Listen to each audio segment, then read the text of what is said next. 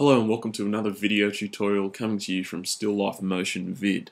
Now today's tutorial is on how to export DVD chapters from Final Cut Pro to be used in software like iDVD or other DVD software on your computer.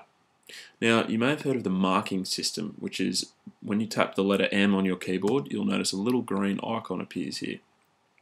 This doesn't actually create chapter markings. This is just for when you edit, to use as reference points for when you're editing with music or something and need something to be in sync with the beat of the song, for example. Now what you do to actually create a chapter marker is you double click M and you'll notice this little edit marker window comes up. So you give your marker a name, so for example night scene, and then you come down to here and you press add chapter marker. And then you press OK.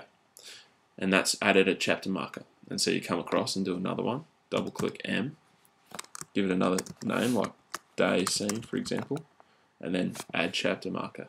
OK. Now that's how you create chapter markers, and you do that throughout your whole video until you're satisfied. But what if you've already come to this video and you've got all these markers set in place thinking that they're chapter markers, you've got all the timing right, you don't want to have to change it. How do you fix those? Well, for example, like this first one I created, which isn't a chapter marker yet, you just come and you hover over the exact middle portion of the marker and you click M again. And so what happens is you'll notice this edit marker comes up and you can just go add chapter marker and then you can give it the name. And then you can just do that for all your different markers and you can give them different names, add chapter marker, etc. And if you want to delete the chapter markers, all you have to do is hover over it again, click M, and press delete. It's as simple as that.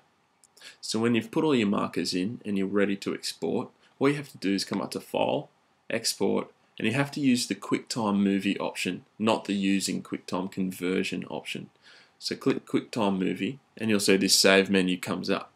Now you select whatever settings you want, and then you come down to this Markers option and you select it and make sure you select chapter markers. And so this will include all of the markers that you've put in your movie, and you click save and wait for your file to export.